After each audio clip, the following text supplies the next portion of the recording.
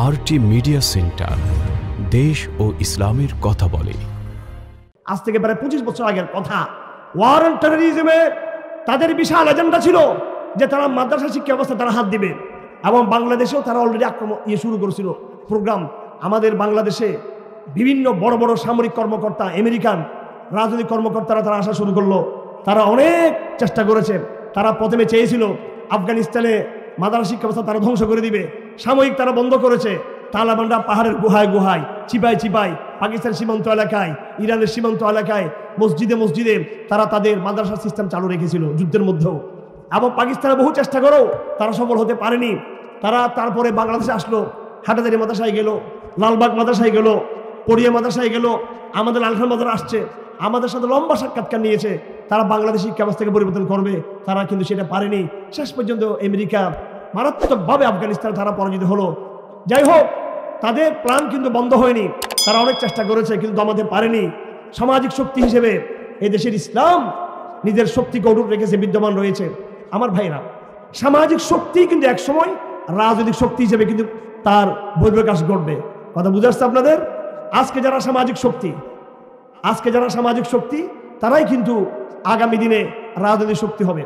قال رسول الله صلى الله عليه وسلم كل مولود يولد على الفطرة وأبواه يهودانه وينصرانه أو يمجسانه كما تنتج البهيمة بهيمة جمعاء هل تحسون فيه من جدعاء.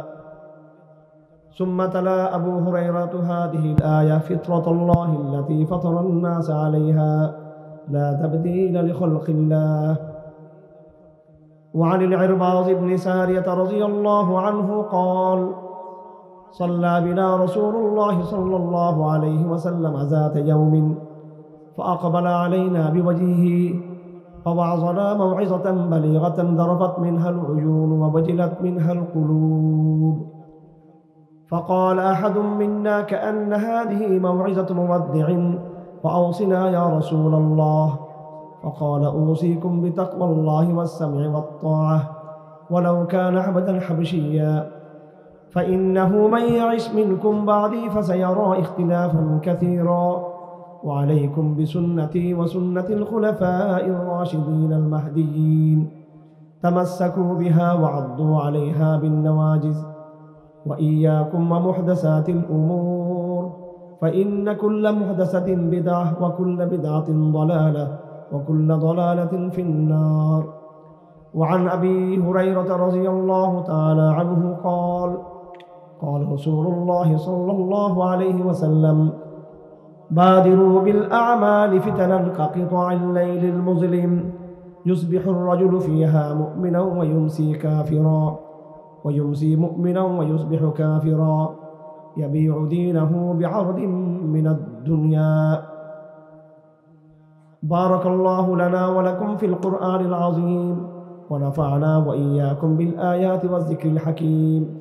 اللهم صل على محمد وعلى آل محمد كما صليت على إبراهيم وعلى آل إبراهيم إنك حميد مجيد.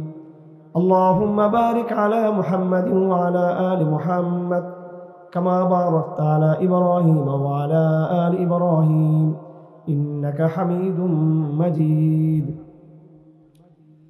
আল্লাহ পাক সুবহানাহু ওয়া তাআলা শুকরিয়া, তিনি আমাদেরকে তার বরকতময় তৌহিদের আলোচনার জন্য বৃষ্টি ছানাত, বৃষ্টির মৌসুম, এটা বরকতের আলামত। আমাদেরকে একত্রিত হওয়ার তৌফিক দিয়েছেন যেন আমরা কিছু দিনের কথা আমরা শুনতে পারি।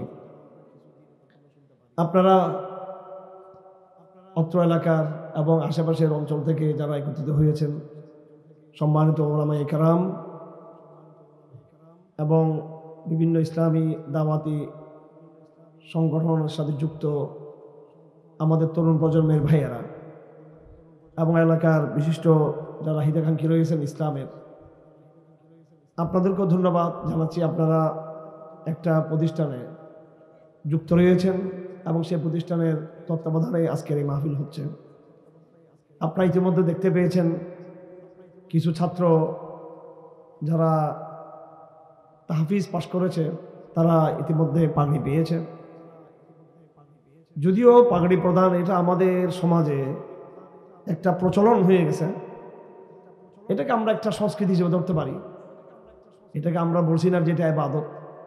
এটা তাদেরকে পুরস্কৃত করা, তাদেরকে সম্মানিত করা, তাদেরকে উৎসাহিত করা, এবং যারা তাদের অভিভাবক রয়েছেন, হিতাকাঙ্ক্ষী রয়েছেন, সাধারণ যারা জনগণ রয়েছে, তারাও যেন দেখতে পায় যে পাগড়ির সুন্নত তাদের মাথায় পরিধান করে দেওয়ার মাধ্যমে শুধু তাদেরকে উৎসাহিত করা নয়, বরং পুরো সমাজকে ইসলামী শিক্ষা, কোরআনী শিক্ষার দিকে আগ্রহী করে তোলা, এটাও একটা বিরাট লক্ষ্য থাকে। বর্তমানে যারা আধুনিক শিক্ষায় শিক্ষিত এবং এই শিক্ষার প্রতি আমাদের যে একটা মনের দুর্বলতা রয়েছে, এটা আমরা কেউ স্বীকার করি বা স্বীকার নাও করি, আমরা মনে করি যে আমার ছেলেটা যদি আধুনিক শিক্ষায় শিক্ষিত হতে পারলে, এই যে আপনাদের এই জেলাতে গোপালগঞ্জ প্রযুক্তি বিশ্ববিদ্যালয় আছে, আমি গত কয়েক বছর আগে 2021 সালে কারাগারে যাওয়ার আগেই এখানে আসছিলাম আমি, এবং গোপালগঞ্জের বিভিন্ন মাদ্রাসা সফর করেছিলাম। বাংলাদেশে এখন প্রায় প্রত্যেক বড় বড় জেলাতে প্রযুক্তি বিশ্ববিদ্যালয় প্রতিষ্ঠা হয়েছে। আধুনিক শিক্ষাকে আমাদের সরকারগুলো যে পরিমাণ প্রমোট করে, সাপোর্ট করে, তাদের জন্য অর্থ বরাদ্দ করা হয়, সেই পরিমাণ বেসরকারি উদ্যোগে কওমি মাদ্রাসাগুলোর যে ঐতিহ্য শত শত বৎসরের, তার পিছনে কোনো রকমের সরকারি কাঙ্ক্ষিত কোনো সাহায্যের নাম নিশানও নাই। এবং সরকারি প্রতিষ্ঠান ছাড়াও বেসরকারি বিভিন্ন এনজিওরা রয়েছে, যদিও তারা নামে নন গভর্নমেন্ট অর্গানাইজেশন, বেসরকারি সংস্থা, কিন্তু প্রত্যেকটা সরকার, যখন যে সরকার আসুক, তারা যদি বেসরকারি সংস্থা, এনজিওরা সরকারগুলোর মধ্যে তাদের প্রভাব আলেম ওলামাদের চেয়ে অনেক বেশি। তারা যদিও নাম দিয়েছে এনজিও, বেসরকারি সংস্থা, কিন্তু সব ধরনের, সব রকমের আর্থিক, মনস্তাত্ত্বিক, বুদ্ধিভিত্তিক, সাংবিধানিক, সাংস্কৃতিক, সামাজিক সব রকমের সাপোর্ট নিয়েই এই এনজিও টিকে আছে বাংলাদেশে। এবং তার চেয়েও বেশি এই এনজিওগুলো সাহায্য পেয়ে থাকে বিদেশি বিভিন্ন দূতাবাস থেকে, বিদেশি বিভিন্ন রাষ্ট্র থেকে। প্রত্যেকটা মুসলিম দেশে আপনি খেয়াল করবেন এই এনজিওগুলো রয়েছে, যারা সরকারে রয়েছে তারা হলো সার্টিফিকেটধারী বিদেশিদের গোলাম। সেটা যখন যে গভর্নমেন্ট থাকুক, কে ভারতের দালালি করে, কেউ আমেরিকারটা করে, কথা ঠিক না বেটি? সরকারগুলোর সাথে সরকারের সম্পর্ক থাকে, এবং মাঝে মাঝে রাষ্ট্র ভার্সেস রাষ্ট্র, সরকার বনাম সরকার, কিছু তাদের মধ্যে মনোমালিন্য হয়, স্বার্থের সংঘাত থাকে। কখনো দেখা গেল আমেরিকার সাথে বাংলাদেশ সম্পর্ক ভালো, কখনো খারাপ, পাকিস্তানের সাথে আমেরিকার সম্পর্ক ভালো, কখনো খারাপ, ভারতের সাথে কখনো সম্পর্ক ভালো, কখনো খারাপ। কিন্তু এই বিদেশি রাষ্ট্রগুলোর স্থায়ী মিত্র হচ্ছে এনজিওগুলো। তাদের সাথে কোনো সময় বিদেশি রাষ্ট্রের সম্পর্ক খারাপ হয় না। তারা হলো একেবারে তাদের তাবেদার গোলাম এনজিওরা বিদেশি শক্তিগুলোর, এবং তাদের এজেন্ডাই তারা বাস্তবায়ন করে।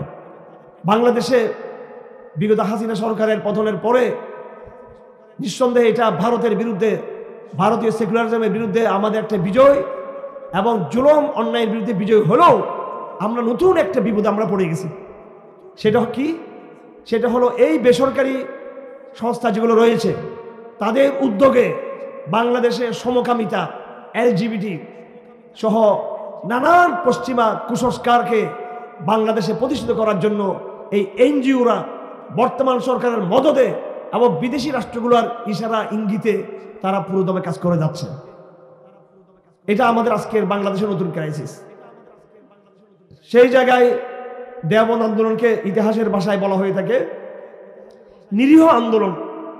আমাদের কওমি মাদ্রাসাগুলো যখন ভারতবর্ষে প্রতিষ্ঠা হয়, তখন তাদের মূল নীতি ছিল তারা রাষ্ট্রগুলো থেকে কোনো সাহায্য তারা গ্রহণ করবে না।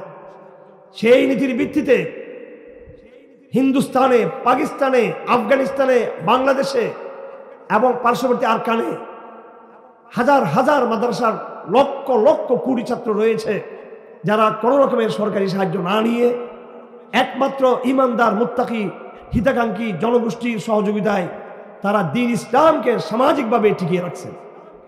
কওমি মাদ্রাসাগুলো রাজনৈতিক শক্তি নয় আমরা বলি, কিন্তু তারা বাংলাদেশের সবচেয়ে শক্তিশালী সামাজিক সংগঠন। এই সামাজিক সংগঠনকে বাদ দিয়ে কোনোদিন বাংলাদেশে কারো পক্ষে রাজনীতি করা সম্ভব নয়।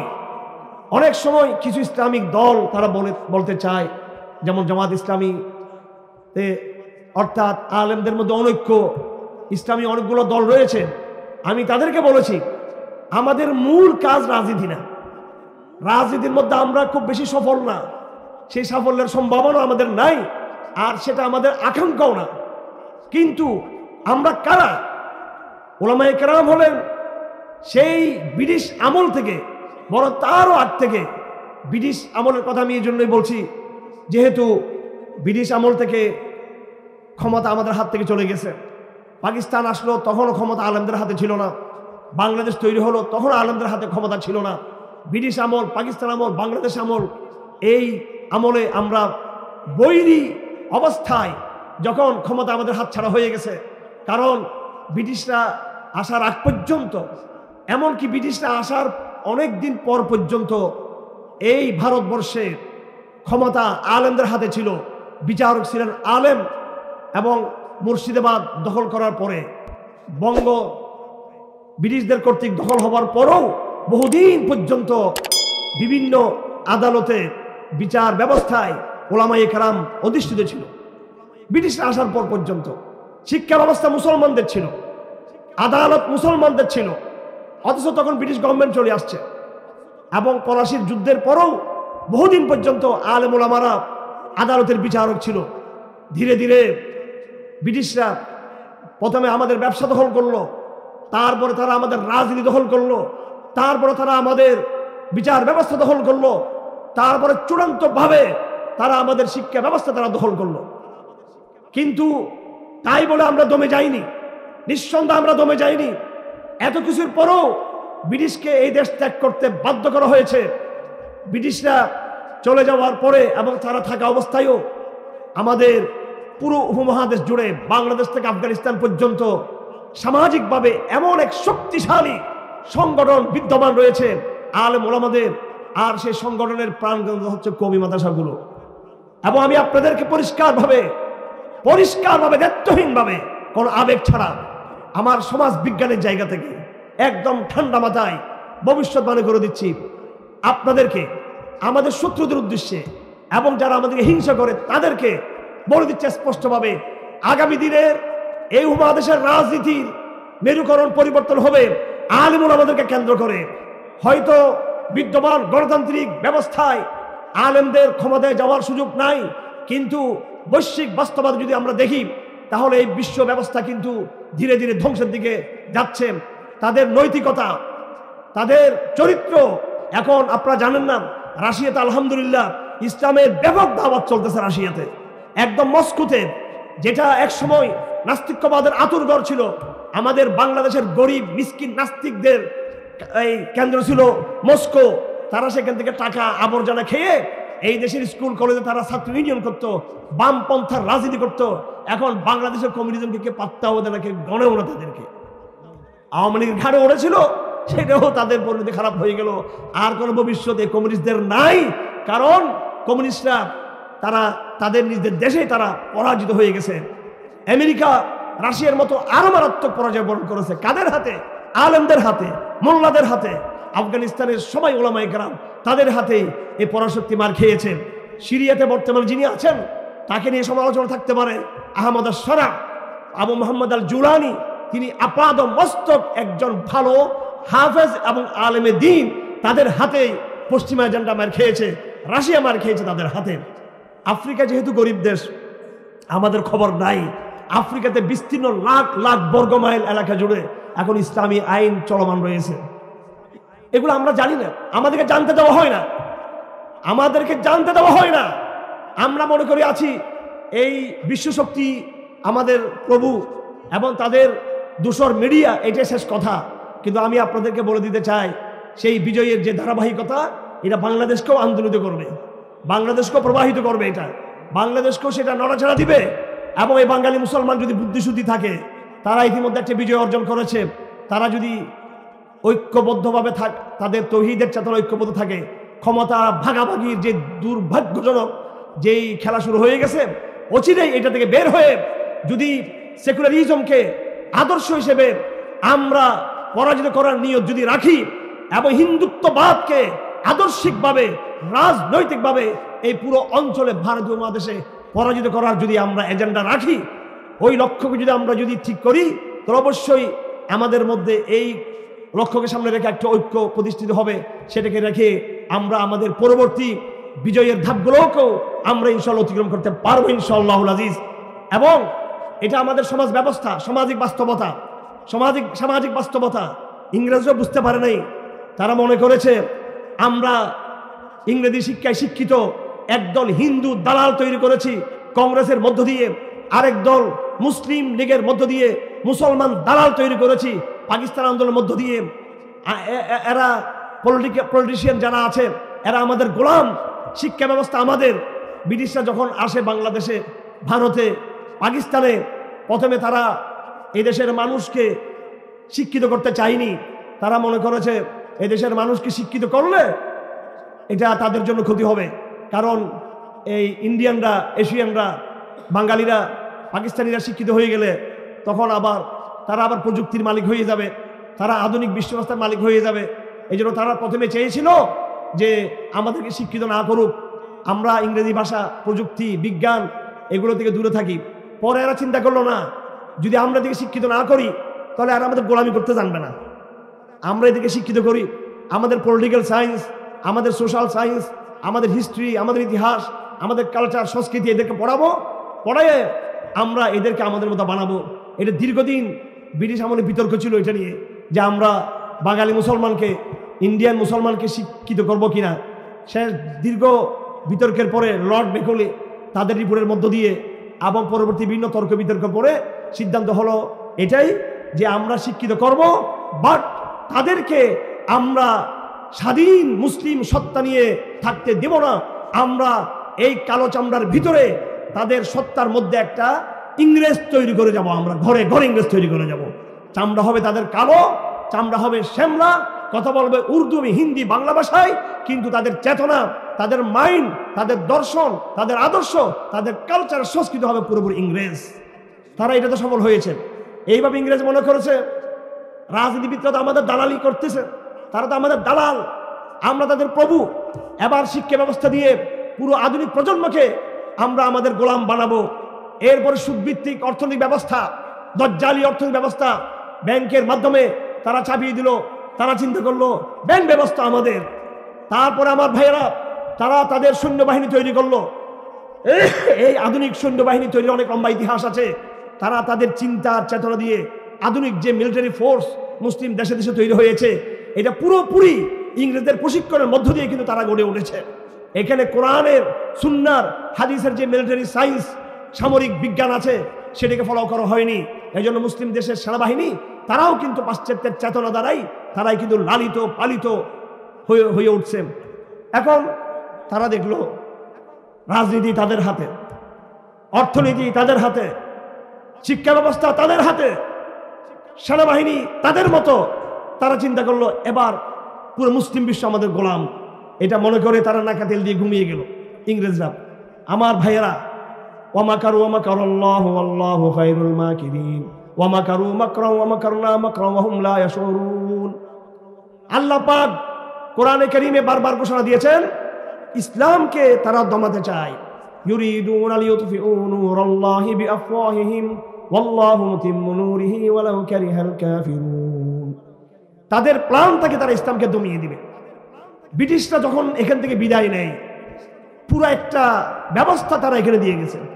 আইন তাদের, রাজনীতি তাদের, গণতন্ত্র, সমাজতন্ত্র, ধর্মনিরপেক্ষ সেকুলার শিক্ষা ব্যবস্থা সব কিছু তাদের, এবং সুদভিত্তিক অর্থ ব্যবস্থা, আমাদের আমলাতান্ত্রিক ব্যবস্থা সব তারা দিয়ে গেল।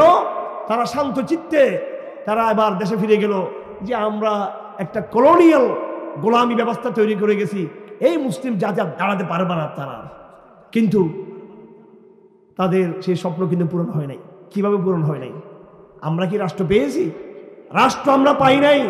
ব্রিটিশ আমলে, পাকিস্তান আমলেও রাষ্ট্র আমাদের হাতে আসে নাই, বাংলাদেশ আমলেও রাষ্ট্র আমাদের হাতে আসে নাই।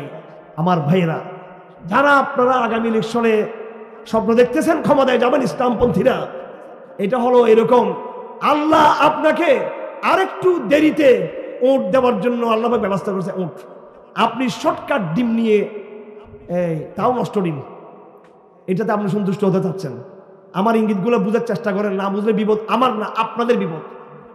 আমার ভাইয়েরা, আল্লাহ পাক কিভাবে খেলা খেলেছেন, ব্রিটিশরা পুরো একটা সিস্টেম দিয়ে গেল, সবকিছু তাদের, এই গোলামগুলো তাদের, এই দল বলি সেই দল বলি, এটা তাদেরই সিস্টেম।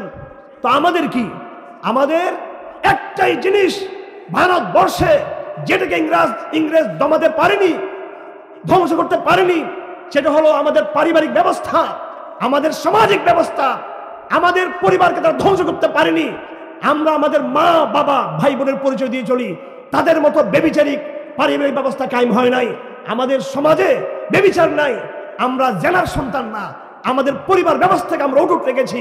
আমরা বাবার পরিচয় দিয়ে আমরা আমাদের সমাজকে আমরা চালাই। তারপর যদিও রাষ্ট্র ক্ষমতায় আমরা নাই, এবং শিক্ষা ব্যবস্থা আমাদের হাতে নাই, মিলিটারি ব্যবস্থা আমাদের হাতে নাই, অর্থ ব্যবস্থা আমাদের হাতে নাই, কিন্তু সামাজিকভাবে গ্রামে গ্রামে, জনপদে জনপদে, জেলায় জেলায়, থানায় থানায়, গ্রামে গ্রামে, শহরে জনপদে, সব জায়গায় মসজিদগুলো আমাদের হাতে, মক্তবগুলো আমাদের হাতে, মাদ্রাসাগুলো আমাদের হাতে, জানাজা আমরাই পড়াই, বিয়ে শাদী আমরাই দিয়ে থাকি, জুমার নামাজে আমরাই কথা বলে থাকি। জুমার নামাজে সারা বাংলাদেশে, সারা পাকিস্তানে, সারা হিন্দুস্তানে ওই 1 ঘন্টার জন্য ক্ষমতা মোল্লাদের হাতেই থাকে জুমার দিন। সামাজিকভাবে এই মাদ্রাসাগুলো দুর্গ, এই মাদ্রাসাগুলো দুর্গ ক্যান্টনমেন্ট ইসলামের জন্য। আপাতত তারা সামাজিক কাজ করে যাচ্ছে। অচিরেই আগামী 20 বছর, 25-30 বছরের মধ্যে, 50 বছরের ভিতরে আগামী দিনে মাদ্রাসাগুলো সারা ভারতবর্ষের ক্ষমতার মসনদের মূল কেন্দ্রীয় জায়গায় তারা কিন্তু চলে যাবে। কিন্তু আমাদের সে স্মার্ট প্রজন্ম গড়ে উঠছে। আজ থেকে 10 বছর আগে আমাদের কমিরা আরো একটু আনস্মার্ট ছিল, তার 10 বছর আগে আরো গরিব ছিল, তার 10 বছর আগে আরো অসহায় ছিল, তার 10 বছর আগে আরো অসহায় ছিল। আপনি লক্ষ্য করবেন এই প্রজন্ম ওলামায়ে কেরামদের, তারা দিন দিন শিক্ষিত হচ্ছে, যুগের চ্যালেঞ্জগুলোকে তারা বুঝতেছে, তারা সুসংগঠিত হচ্ছে, এবং এই জমানাকে টক্কর দেওয়ার মতো সেই ভাষা জ্ঞান এবং সেই দিককে যেটা আপনাদের আমরা অনেকে জানি না। এবং সবচেয়ে বড় যেটা আশার বাণী হলো, সবচেয়ে বড় যে আশার বাণী হলো, এই ইংরেজ সরকার আধুনিক শিক্ষা ব্যবস্থাকে তৈরি করেছিল নাস্তিক তৈরি করার জন্য। আধুনিক স্কুল, আধুনিক কলেজ, আধুনিক বিশ্ববিদ্যালয় তারা প্রতিষ্ঠা করেছিল মুসলমানদের ঘরে মুনাফিক তৈরি করার জন্য। হ্যাঁ, অবশ্যই একটা মুনাফিক প্রজন্ম তৈরি হয়েছে, একটা বড় গোষ্ঠী সেকুলার হয়েছে। কিন্তু ইতিমধ্যে আপনারা লক্ষ্য করেছেন স্কুল কলেজ বিশ্ববিদ্যালয় থেকে তৌহিদের মশালদারে বিশুদ্ধ তৌহিদবাদী বিশাল একটা কাফেলা তৈরি হতে যাচ্ছে। কিন্তু এটা লক্ষ্য করছেন আপনারা, এমন এক কাফেলা তৈরি হয়েছে যখন এই শাহবাগীরা আল্লাহ রাসূলের সাথে বেয়াদবি করলো। কওমি মাদ্রাসার ছাত্ররা তলোয়ার নিয়ে আসার আগেই, যারা কলেজ বিশ্ববিদ্যালয়ে পড়ে ইংরেজি শিক্ষায় শিক্ষিত, ইংলিশ মিডিয়াম স্কুলের ছাত্ররা, কলেজের ছাত্ররা, তারাই শাহাদাতের তামান্না নিয়ে ওই নাস্তিকদের উপর তারাই হামলে পড়েছে। আগেই, আমাদের আগে তারাই গিয়েছে। বাংলাদেশে অনলাইন জগৎ এটা তৈরি করা হয়েছিল, ডিজিটাল বাংলাদেশ, যে ইসলামকে এখন সাইজ করা হবে, সেই ডিজিটাল সিস্টেম দিয়েই আমাদের তৌহিদবাদী কলেজ বিশ্ববিদ্যালয় প্রজন্ম ঢুকে গিয়েছে, এবং তারা সেখানে বিস্তীর্ণ দিগন্ত জুড়ে আজকে অনলাইনে ইসলামের যে প্রচার প্রসার, সেটা এই আধুনিক প্রজন্ম, তারা কওমি মাদ্রাসার ছাত্র না, আধুনিক প্রজন্ম। এখন এই দুটা প্রজন্ম একাকার হয়ে যাচ্ছে, কওমি উলামায়ে কেরামদের প্রজন্ম এবং আধুনিক প্রজন্ম।